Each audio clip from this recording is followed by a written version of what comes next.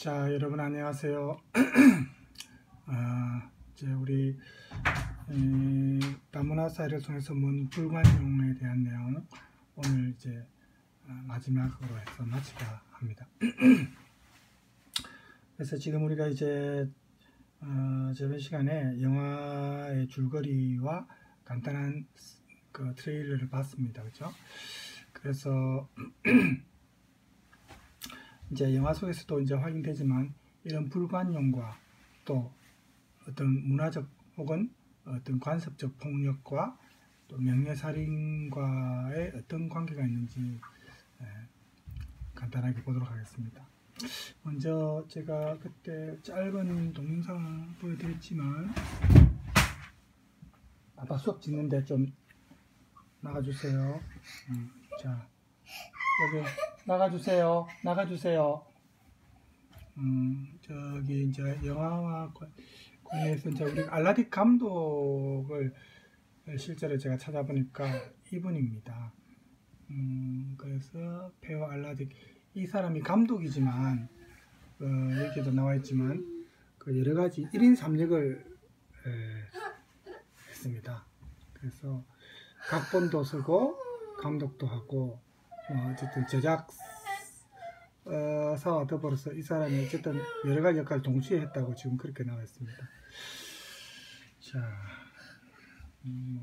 그 외에 이제 다른 줄거리는 그때 우리가 이 감독 그때 이제 상 받았을 때 이 여우 주연했던 여배우와 이제 같이 찍은 사진이네요. 그죠? 베를린 국제영화제에서.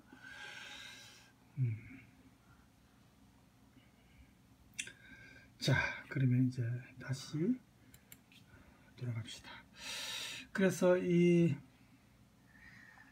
7, 80년대나 90년대까지만 해도 저번에도 잠깐 얘기가 있었지만 그 독일 영화에서 이제 문학 작품도 마찬가지지만 다문화와 관련해서 주로 보면 유색인종에 대한 차별이나 어떤 문화적 그 갈등, 다수사회와 소수사회 간의 갈등, 이런 게 문학 작품이든 영화든 주로 테마였습니다. 그런데 2000년대 이후에 보면 남성을 중심으로 하는 이 가족 구성원의 도덕적 가치관, 그리고 스스로 결정하고자 하는, 이제 우리 이 영화에서도 그렇지만 딸의 생각이 서로 대결 구도를 이루죠. 그래서 알라딘 감독이 이제 자신의 데뷔 작품이기도 한데, 이 영화 원래 원제목은 디 프렘데, 이방인 타인인데 이제 그녀가 떠날 때라고 조금 의역을 했죠. 그래서 이 작품이 자신의 삶을 스스로 선택하고 살고 싶어하는 한 터키 여성 이야기를 이제 그리고 있다는 걸 알 수 있는데, 그때 잠깐 줄거리도 나왔지만 이게 터키 이스탄불로 고국에 이제 결혼해서 가서 살다가 이 우마이가 독일에서 어쨌든 태어나서 독일의 어떤 문화 영향력을 받고 살다가 터키에 가서 사니까 결혼해서 너무나 환경이 다르더라고요. 문화적 환경이나 사회적 환경이.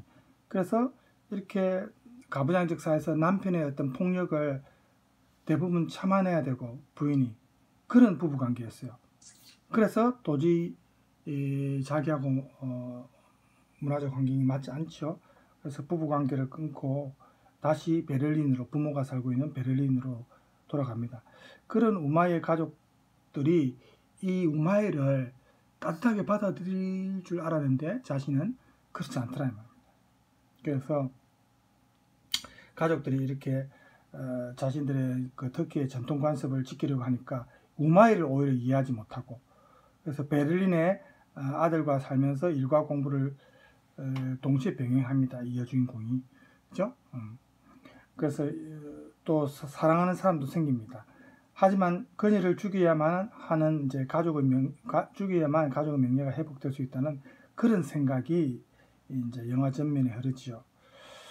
그래서 이제 이게 이 주인공 우마이한테는 굉장한 압박, 뭐라고 할까요? 그런 역할을 합니다. 올가매는 역할을. 그래서 우마이를 죽음으로 몰고 가는 이러한 갈등의 원인이 독일과 터키 간의 문화적 차이입니다. 또 유색인종에 대한 차이도 물론 차별도 조금 나오죠. 또 가족 구성원 간의 이런 불관용적 행동,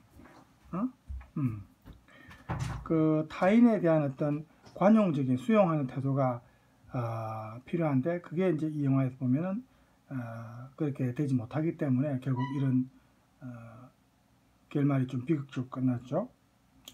그래서 이 영화에서 보면 우마이의 그 행복이나 권리보다는 사회 문화적인 어떤 통념 혹은 가치관이 이 여인의 삶에 더 이제 지배적인 그런 어떤 현상 때문에 이런 비극이 일어납니다. 특히 이슬람 문화권 여성의 인권 문제가 많이 부각이 됩니다. 그 특히 아버지의 어떤 그 전통, 관습하고 그리고 사회적 편견, 그죠? 여기에 부딪히는 모습이 이제 영화를 통해서 우리가 참 어떤 그 문화가 아닐 때는 우리가 이해하기 힘든 측면이 많죠. 그죠? 그런 게 이제 영화에서 나오지고 또 이 등장인물들의 내면을 우리가 쭉 보면은 어떤 대상에 대해서 불관용적일 때 나름대로는 어쨌든 이유는 있습니다. 앞에서도 우리가 저번 시간에도 얘기했지만 관용적 태도를 못하는 이제 심리적 요인이 보면 뭐 생물학적, 물리적 조건이나 사회적 특성이나 뭐 이런 피부 색깔이나 이런 자연적 조건도 있지만 역사적, 문화적 조건도 동시에 원인이 됩니다. 잠깐만요. 좀 시끄러워서 제가 수업 찍는데 참 환경이 좀 그래요. 지금 너두기 때문에 좀 방해를 많이 받습니다. 누나들은 커서 말을 알아듣는데 이 7살짜리가 지금부터 지금 들어오려고 난립니다. 자, 문을 잠갔어요. 자, 그래서 이런 다양한 조건이 원인이 되고 또 교육 환경이나 그런 사회적 요인, 또 사람들이 지지하는 신념, 뭐 정치적 신념이든 종교적 신념이든 이런 게 다 원인이 됩니다. 그 다음에 이제 타 문화에 대한 어떤 무지, 잘 모르는 거죠. 여기에서 오는 공포나 두려움도 역시 불관용의 원인이 됩니다. 이렇게 한 가지가 아니고 여러 가지 다양한 요인들이 복합적으로 작용할 때 인간의 내면에 이런 불관용적인 심리 기제가 작동하게 되는 겁니다. 그래서 사람들이 이렇게 불관용적 태도를 취하기는 쉽지만 관용적 태도를 취하는 것은 쉽지 않더라. 관용을 실천하는 사람들에게는 왜냐하면은 인내심이 필요하기 때문입니다. 쉽지 않다면. 하지만 이런 불관용의 대상이 된다는 것은 결국 거부의 대상, 그 공동체사에서 배제되고 거부되는 대상이 되죠. 그래서 이럴 경우에는 더 불안하고 고통스럽죠. 그래서 우리가 이런 불관용적인 행동을 그냥 단순히 개인의 도덕적 결함으로만 이렇게 치부해서는 안 되겠죠. 그 불관용적 행위는 결국 그 사회, 그 문화의 어떤 집단적 성격이 많이 작용하기 때문에 그렇습니다. 그래서 우마이의 아버지가 어쨌든 이주민 노동자로서 독일 사회에서 뿌리내리고 살고 있는데 가장인 이 아버지에게 삶의 원동력은 가족들의 했던 행복이나 무사 안녕하고 아무 탈 없는 거죠. 그래서 자신의 가족의 명예나 체면이 실추될 때는 이 터키계 독일 사회에서는 자신의 입지가 좁아지고 결국 이슬람 공동체 일원으로서 이제 축출되어 버리는 거죠. 공동체에서 자격이 상실된다고 이렇게 자기는 믿고 있는 겁니다. 그래서 가장의 역할을 수행하지 못했을 때 감당해야 되는 어떤 자괴감이라든지 여기에서 자신을 보호하려는 그 아버지가 본능적으로 자기 방어적 기제를 작동시키는 거죠. 가족 구성원이 이런 이슬람 공동체에서 이탈되지 않도록 결속되도록 그렇게 이제 자기는 이제 노력을 하는 겁니다. 이렇게 이슬람 율법에 따라 살아야 한다는 일종의 행동 지침, 이게 이제 가장 문제인데 옥죄는 거죠. 이슬람 사회에서는 문제가 안 되는데 유럽 사회에 봤을 때는 이게 주변 환경을 고려할 때 문제가 된다 이렇게 볼 수 있습니다. 그래서 자기의 삶을 스스로 결정하는 딸의 행동이 안 바뀌면 이건 아버지에게는 일종의 도발로 느껴지고 불안이나 공포심을 일으키는 그런 어떤 요인입니다. 그래서 아버지가 딸을 받아들이지 않고 불관용적 태도를 취하죠. 영화에서도 보면 결국 자신의 가치를 지키려는 그런 욕구가 가장 원인이 됩니다. 이슬람 공동체에서 이제 쫓겨난다는 것은 특히 독일 사회에서 지금까지 자기가 버텨온 이 생활의 의미가 결국 사라지는 거니까, 그래서 아버지 같은 경우는 두려움과 공포의 감정이 이제 딸에게 불관용적 태도를 취하게 하는 거죠. 만약 아버지가 딸이 선택한 삶의 방식이나 자신의 삶의 방식이 다르다는 것을 좀 인정하고, 이게 이제 관용적 태도 아닙니까? 이걸 인정하고 그 아버지의 생각대로 딸이 따라야 한다는 그런 집착에서 벗어난다면은 이게 조화로운 결말, 해피엔딩이 될 수 있는데, 우리가 영화를 보면 알 수 있다시피 결말이 그렇지 않죠? 이렇게 가치관이 서로 달라서 서로 충돌할 때 상대의 서로 다름을 인정할 경우에는 문제가 되지 않지만, 자신이 무조건 옳다는 생각을 그 상대방한테 무조건 관철시키려고 할 때는 이 갈등의 어떤 해결이 요원합니다. 불관용적 태도가 계속 유지되는 거죠. 그래서 이런 모습이 우마이의 아버지에게 그대로 나타납니다. 불관용이라는 어떤 집착에서 벗어나지 못하는 거죠.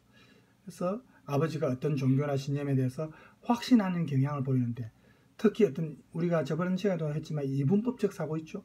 옳고 그르고 참과 거짓이나 이런 완전히 이분법적 사고, 이거 아니면 저거 딱 둘 중에 하나여야만 된다, 이런 광신적인 행동, 이게 사실은 불관용적이고 문제가 되는 그런 어떤 자세입니다. 그래서 아버지의 종교적 가치관에서 볼 때 딸은 그 이슬람 공동체의 종교라는 그 공동체의 적입니다. 그래서 이슬람 공동체 구성원들은 자기들과 다른 것에 대해서 좀 배타적이고 불관용적 태도를 보입니다. 문제는 서구권의 과거의 기독교도 마찬가지고, 과거에도 그랬지만 최근에는 이제 개인의 자유가 더 중요시되면서 이런 관습에서 많이 이제 벗어났지만, 이슬람 공동체 같은 경우는 그런 전통이 여전히 유지된다는 게 유럽 사회에서 특히, 그죠? 이슬람 사회에서는 문제가 안 되지만 유럽 사회나 다른 문화권에서는 이게 받아들여지지 않는 거죠. 우리도 옛날에 조선시대나 옛날 옛적에, 그죠? 신분제 사회 때 이런 면이 좀 있었죠. 그래서 현대 사회에서는 우리는 이제 이 정도는 아닙니다. 진짜 많이 달라졌지만, 이슬람 공동체 같은 경우는 이런 전통이 아직도 남아있기 때문에 좀 문제가 되는 거죠. 그래서 어쨌든 이런 배타적인 성향, 불관용적 성향, 이런 게 상대를 정확히 모르는 무지에서 어쨌든 비롯되고, 어떤 이유에서 딸이 남편으로부터 벗어나려고 하는지, 아들 챔을 데리고 돌아왔는지 그 이유를 알아야 되는데, 아버지와 가족들은 알고 싶어 하지도 않습니다. 영화를 보면은 사위의 말만 믿고 딸의 말을 오히려 믿지 않는 거예요. 딸을 장부로 취급하는 아버지 행동, 이런 게 이제 판단 능력이 자기 딸인데도 그런 게 좀 사실은 이해가 안 돼요. 그래서 이런 능력이 결여될수록 불관용과 배타성은 더 비례해서 강화되겠죠. 그래서 아버지가 이런 독자적 사고를 하지 못하고 이슬람 전통에 입각한 이런 경직된 그런 어떤 관습적인 규범에 의존하는 게 딸을 비롯해서 다른 가족들과 단절된 소통 방식이죠. 여기에서는 관용이 나올 수 없죠. 왜냐하면 관용은 자신과 다른 사람과의 차이를 인정해야만 나올 수 있는 거 아닙니까? 타인의 견해를 경청하려는 열린 마음, 오픈된 마인드가 이 아버지한테는 좀 결여되어 있다, 이렇게 보입니다. 그래서 딸에 대한 아버지의 어떤 이런 불관용적 태도는 결국 관용이 없는 것이고 그런 걸 보여주는 거죠. 그리고 이게 자신이 살고 있는 사회적, 문화적, 그 집단적 성격으로부터 영향을 너무 많이 받아서 거의 확고해진 겁니다. 고정불변입니다. 그래서 딸에 대한 아버지의 이런 성차별적 편견이나 이런 불관용이 생물학적이고 물리적 조건보다는 지금 이 영화에서는 사회적 요건에 더 많이 좌우되죠. 그래서 아버지가 우선은 딸에게 반대나 이런 걸 뭐 자연스럽게 뭐 이렇게 행동을 하면서 부정적인 행위인 간섭이나 방해나 억압 이런 거를 어쨌든 지금 보여줘요. 영화 속에서 보면. 그래서 아버지라면 자신의 행위가 딸에게 피해를 입힐 경우에 자기 조절, 자기 억제를 좀 해가지고 이런 행동을 적어도 딸인데 중단해야 하는 게 오히려 필요한데 이런 행위를 자기 스스로 거부 못하는 이유가 이런 행동을 거부할 경우에 자신에게 돌아오는 어떤 이익, 그 이슬람 공동체에서 배제된다는 그런 어떤 불안감 때문에, 그죠? 자기 이익을 위해서 아닙니까? 그죠? 그래서 이제 딸에게 관용적인 행동을 못하는 거 아닙니까? 이게 이제 가장 문제가라고 볼 수 있습니다. 자, 뭐 글자만 보니까 좀 삭막한데 우리 화면을 여기에 이제 이거는 타임즈의 언제죠? 그 실렸던 내용 중에 이제 그 사진 중에 하나입니다. 여기 얼굴이 한번 보세요. 그죠? 이게 아마 아프가니스탄에서 일어났던 일인데, 남편한테서 이제 버스 날리다가 어쨌든 남편한테 이런 테러 행위 비슷한 그 얼굴에 뭐 뿌리는 건 뭐죠? 그게 아마 그럴 겁니다. 이 종교 타 문화권에 대한 존중이 사실은 필요하다는 걸 이런 것에서도 우리가 볼 수 있죠. 또 영상 다른 사진만 쭉 모아놓은 건데 이렇게 보면은 이게 화면이 좀 불빛에 제가 자꾸 비치고 화면이 잘 안 보이네요. 그죠? 우마이 주인공 우마이의 모습이죠. 자, 초췌해졌네요. 이건 또 여러분도 화면이 자는 모습인데 지금 불빛 때문에 제가 비치고 화면은 잘 안 보이네요. 그렇죠? 자, 볼까요? 이거는 이제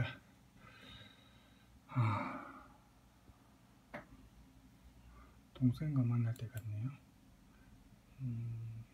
우마이의 모습이고 이제 어머니하고 우마이죠.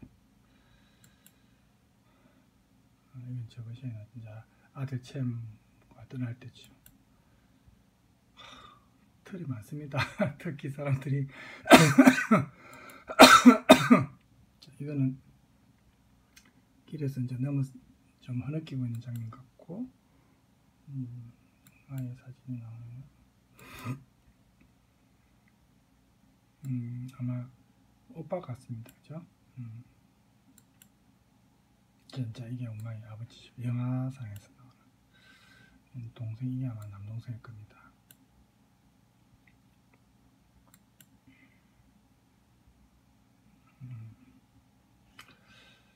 자, 이 장면이 조금 낫네요. 이렇게 놓고 조금 더 봅시다. 그래서 우마이가 이렇게 스스로 선택하고 결정한 행동이 사실은 우리가 영화를 통해서 보면 그렇지만 다른 사람한테 피해를 준다거나 사회적 혼란을 야기시킨다거나 그런 건 아니죠. 그렇죠? 그렇게 된다면은 우리가 좀 수긍이 될 수 있는데 그렇지 않다 이 말입니다. 그럼에도 불구하고 이 우마이가 자신이 속한 이 터키 공동체로부터 이방인 취급을 받게 되고, 그렇다고 독일 다수사에서 또 쉽게 받아들여지는 건 아니죠. 이거는 근본적으로. 그죠? 그러니까 우리말 제목에서도 그녀가 떠날 때 이거는 이제 시집에서 쫓겨서 독일 친정 가족에게도 받아들여지지 않는, 버림받는 이 우마이의 처지를, 상황을 상징적으로 지금 표현해 주는 겁니다. 우마이가 독일에서 태어나고 자라서 독일 사회와 문화에 오히려 친숙하죠. 2세대니까. 그죠? 그러니까 어떻게 보면 이방인입니다. 독일어 원제 디 프렘데가 원래 프렘트라는 형용사가 낯선 생소한 이런 뜻이거든요. 디 프렘데가 명사화된 건데 이게 이제 타인, 이방인이라는 뜻으로 번역할 수 있는데, 이런 그녀가 터키 공동체에서도 완전히 배제된다면은 이제 양쪽 사이에서 다 배제되는 거니까 이중의 고통 아닙니까? 그래서 어쨌든 이 이방인이라는 제목이 원제목은 가족이나 전통사회도 속하지 못한 채 이방인으로서 살아갈 수밖에 없는 이 여인의 삶, 그죠? 그걸 이제 상징하는 제목입니다. 그래서 우마이가 독일에 있는 가족 공동체와 이슬람 공동체 모두에서 이제 배제된 이방인인데 결국 독일 국적은 독일인이죠. 그러면서도 독일인이 아니고 또 혈연적으로 터키인이면서도 또 터키인이 아닌 이런 정체성의 어떤 갈등 상황에 있는 거죠. 그래서 가족으로부터 떠나지 못한 채 독일 친구들의 호의를 따뜻한 호의를 받지만 여기에도 불구하고 안착 못합니다. 그래서 이런 행동들의 어떤 밑바탕에는 종교적 이념이 사실 있습니다. 대체로 종교적 전통이 강한 사회일수록 종교적 가르침이 이 문화가 되고 그 어떤 개인의 삶에서 가장 영향력을 미치고 구속력을 갖게 되니까 종교적 이념이 개인의 삶을 구속하는 도구로 이제 작용하는 거니까, 그죠? 이게 일종의 폭력입니다. 그래서 이슬람 공동체가 개인, 특히 여성에 대해서 여성의 삶에 어떤 강한 어떤 지배권을 폭력으로서 이제 행사하는 거죠. 아까 여동생 영화에서도 여동생 나오죠. 혼전 임신 이런 거, 또 가족이 권유하는 결혼을 거부했을 때라든지, 혹은 서구적인 자유분방한 행동 때문에 가족의 명예가 훼손되었다고 생각한다든지, 이럴 경우에 보면 남자 형제는 아버지에 의해서 살해당해도 이게 정당하다는 겁니다. 그쪽 관습에서. 이게 명예살인 아닙니까? 그래서 이런 우마이가 이방인 취급을 받을 수밖에 없는 또 이유가 이런 가족의 체면과 명예를 실추시켰다는 그런 인식이죠. 그래서 이슬람 문화권에서 가족 구성원으로서 여성의 정조를 중시하고 그게 가족의 명예나 또 이슬람 종교 공동체의 명예와 이렇게 연관이 된다는 게 가장 큰 문제입니다.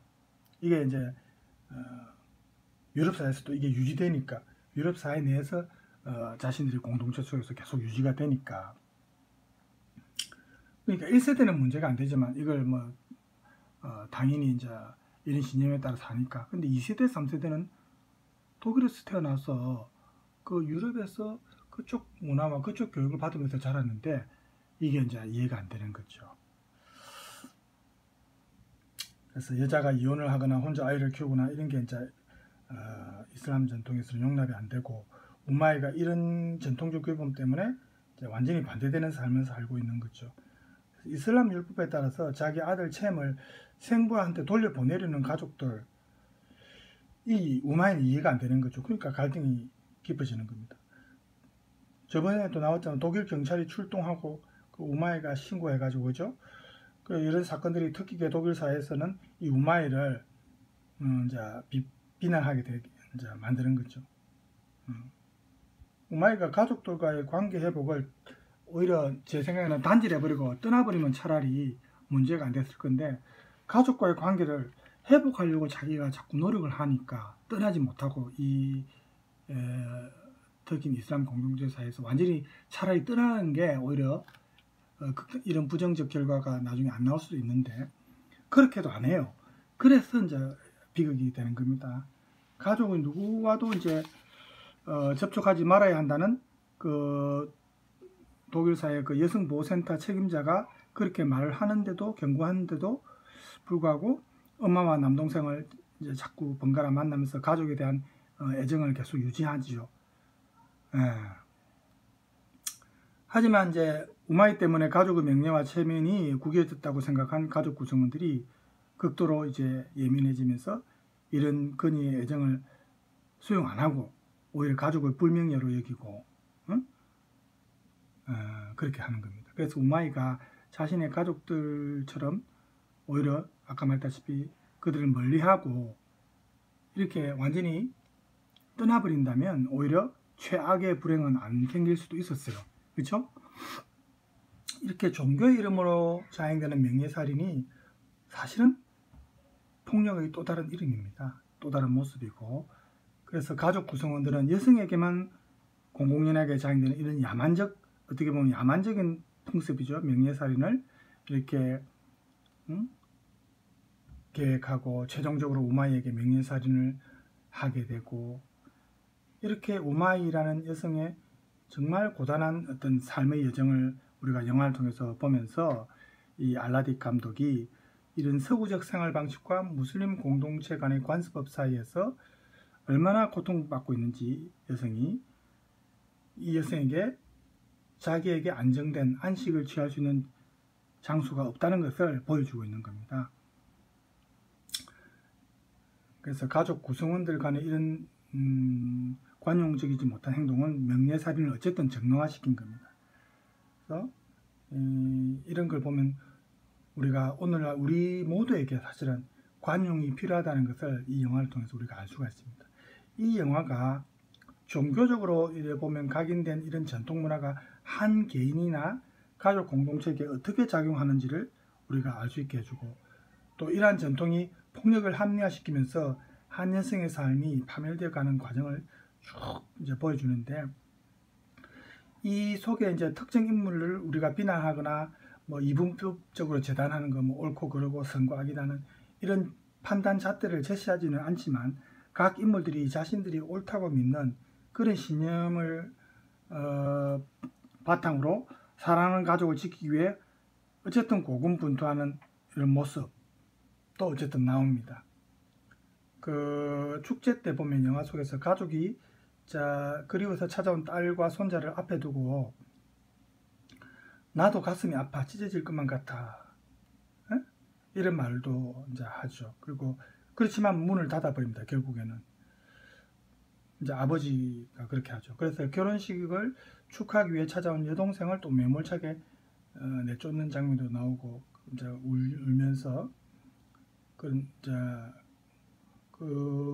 여동생 울음소리에 또 쉽게 자리를 뜨지 못하는 오빠도 우리가 영화 속에서 볼 수 있고, 또 자신을 돌봐주는 누나의 편이 되어주고 싶지만 자기도 모르는 사이에 이 공동체의 문화 속에서 벗어나지 못하는 남동생,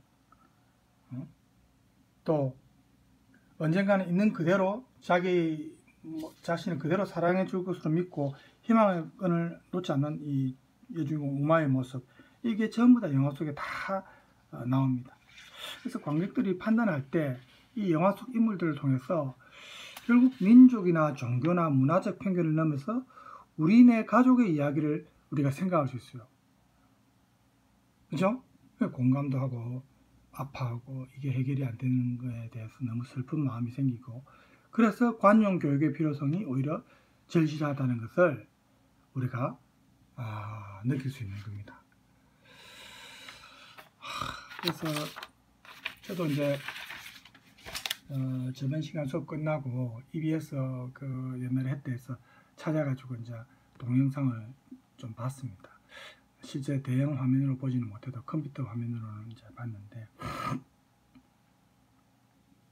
그래서 이런 게 이 문화적 전통적 어떤 그 관습에 의한 폭력, 사회적인 폭력이 신체적 폭력은 아니더라도 어떤 한 여성의 한 사람의 인생을 완전히 파멸시킨다는, 그죠? 그런 걸 볼 때 정말 이게 그렇게 중요한가? 개인의 삶보다 어떤 명예나 자존심, 다른 그 공동체의 관습이라는 게 바뀌지 않는다면 그건 어쩔 수 없다 하더라도 최소한 우마이의 가족이 정말 자기가 낳은 딸이고 자기 자식인데 가족까지도 그렇게 받아들이지 못하는 모습이 정말, 특히 저는 이제 아버지한테 많이 실망했어요.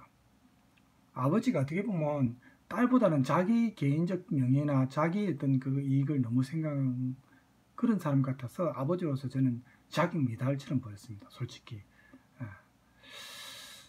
그래서 우리가 뭐 자기 나라의 미풍양속 좋은 점도 있고 나쁜 점이 있지만 우리 늘 뭐 가장 크게 봐서 인권이라는 측면에서 인간의 당연한 권리라는 측면에서 그 맞지 않는 관습은 시대가 바뀌면서 이제 변화될 수도 있어야 되죠. 사실은 그래서 우리도 예전에 이제 이런 뭐 비슷한 좋지 않은 관습들이 일부 있었지만 지금 바뀌지 않았습니까?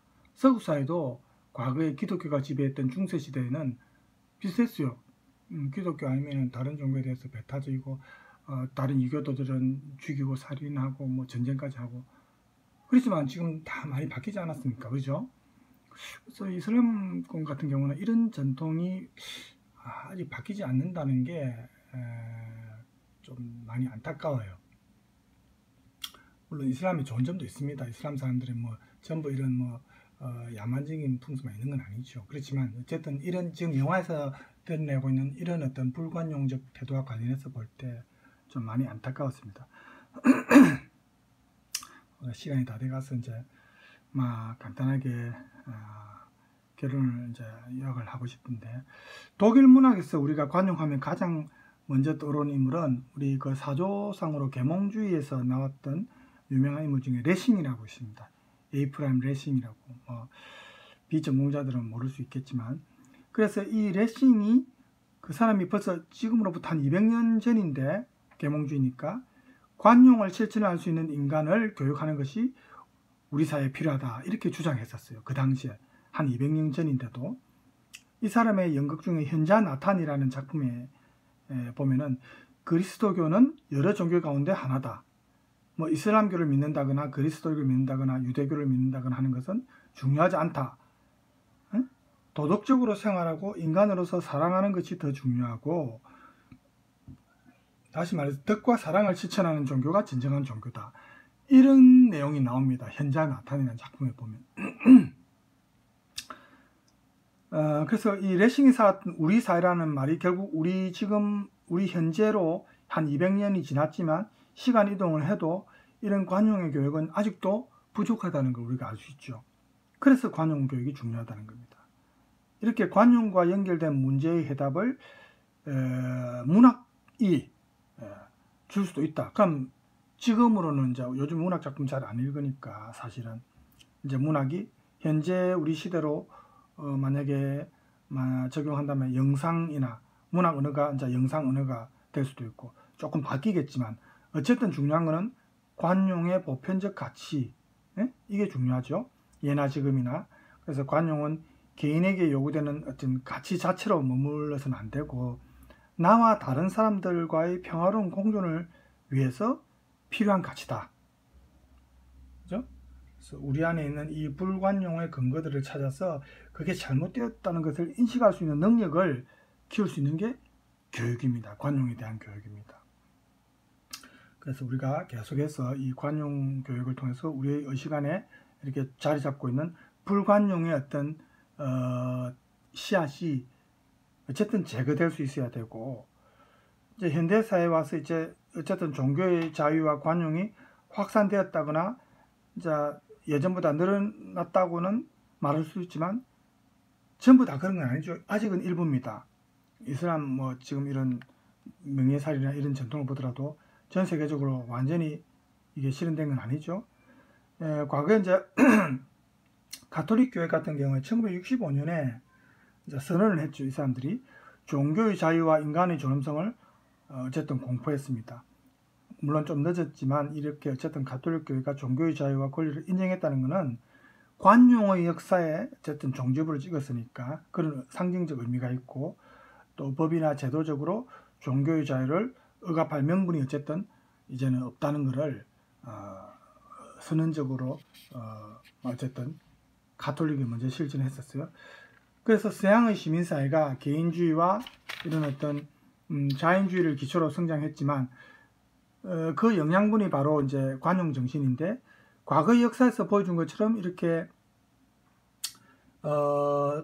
종교 영역에서 관용을 다루는 것이 좀 제한적으로 이제 하지만 다른 계급이나 종교나 문화나 이데올로기나 피부색이 다른 사람들한테까지 범위를 넓혀야 됩니다. 그래서 관용의 역사를 통해서 얻은 교훈이 우리가 결국 다른 걸 인정하는 거죠. 다양성을 인정하는 것이 조화로운 사회에 필요한 건데, 지금까지 이렇게 관용이 힘 있는 자가 베푸는 뭐 이런 태도 정도로만 이해한 것은 잘못된 겁니다. 개인이 누려야 할 당연한 권리로 우리가 인정해야 되는 거죠. 그래서 이렇게 지금 세계화가 이제 글로벌화되면서 자유시장이 확대되고 노동시장이 뭐 이렇게 많이 다양해지고, 그렇지만 사실은 조금 불균형하지요. 불평등하죠. 강대국의 논리에 많이 좌우되니까. 그래서 이렇게 단일 민족에서 다민족 사회로 이렇게 많이 바뀌고 있는데, 그러면서 외국인에 대한 혐오도 어쨌든 나타나는 겁니다. 이 과정에서 사회적 문화적 갈등이 어쨌든 나오고, 이렇게 관용을 탄생시켰던 중심에 사실은 역사적으로 보면 독일이나 프랑스가 있지만, 오늘날 이 두 나라에서 보면 우리가 테러라든지 온갖 불관용적인 행위들이 계속 일어나죠. 그럼 왜 그렇습니까? 세계화와 경쟁력 강화의 논리가 정치적 경제적 관점에서만 우리가 만약에 받아들인다면 문제가 된다는 말입니다. 다른 민족과 국가를 경쟁 상대로 인식해 가지고 배타적 감정을 갖게 된다든지, 이렇게 되면은 이제 문제가 해결이 안 되는 거죠.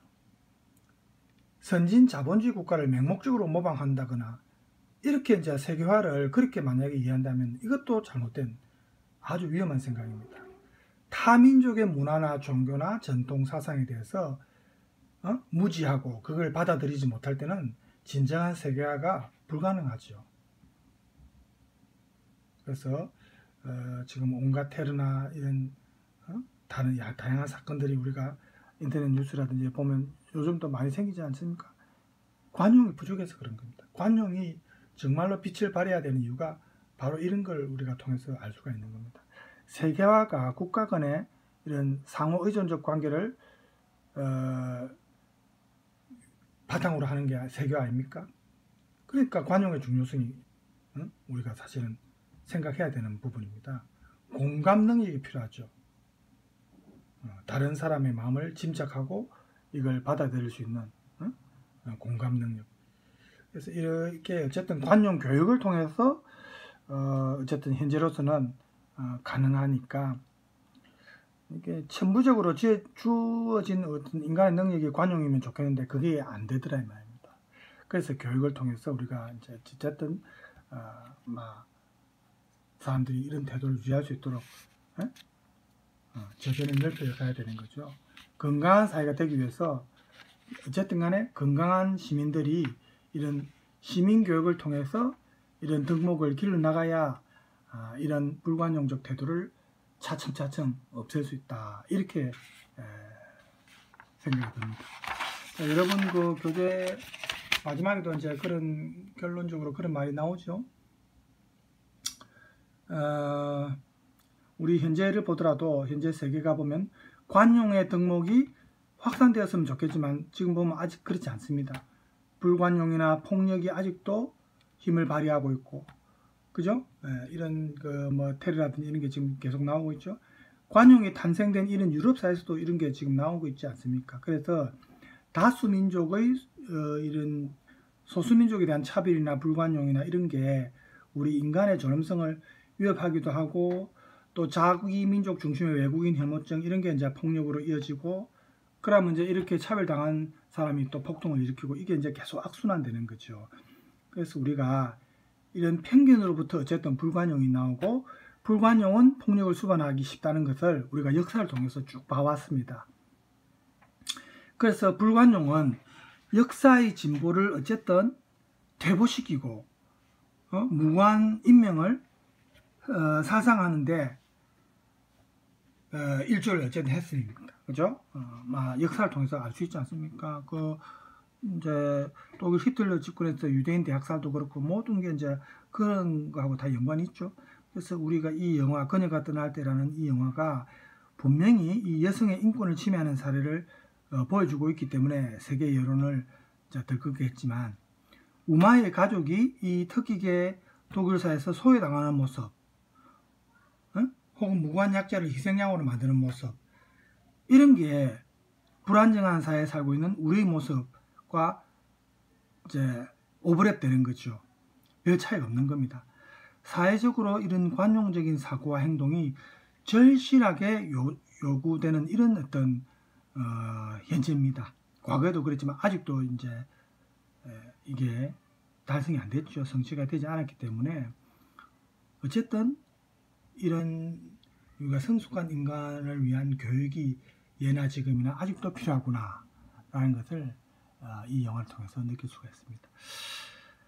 자, 우리가 이 다문화 사회를 통해서 본 불관용에 대해서 영화 그녀가 떠날 때를 통해서 한번 쭉 봤는데, 우리가 이런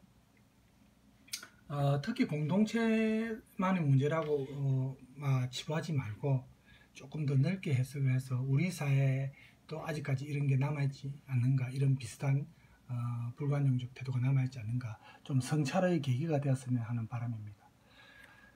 자, 시간이 지금 40분이 넘어서 일단 오늘 수업은 여기서 마칠까 합니다. 그래서 여러분이 이런 수업을 통해서, 우리도 지금 다문화 사회고 유럽 같은 똑같은 상황 아니지만 그런 상황으로 지금 진행되는 과정에 있습니다.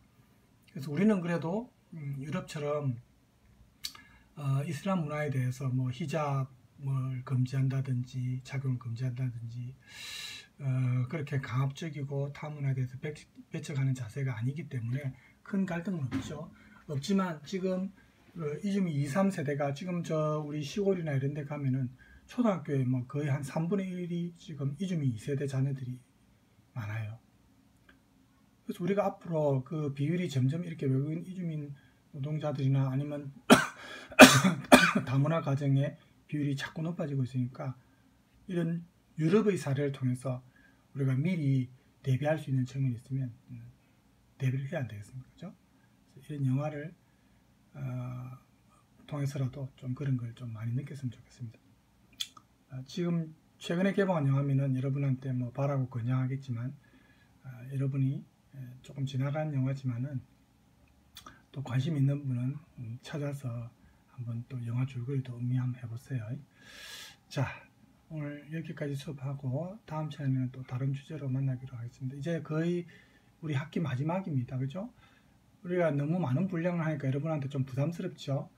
제가 어쨌든 예상 문제를 우리가 기말고사 때는 지금 오프라인으로 아마 만날 것 같아요. 기말시험 때는. 그때 만나자마자 헤어지게 되는 이번 학기는 어쩔 수 없이 그래 됐는데, 예상 문제를 제가 공지사항이라든지 뒤에 올리겠습니다. 그러면 그 예상 문제에 맞게 우리 수업 자료라든지 동영상이라든지 참조해 가지고 준비해 놨다가 대비를 하면 됩니다. 자, 오늘 여러분 수고했고 남은 시간 건강하게 보내기 바랍니다. 감사합니다.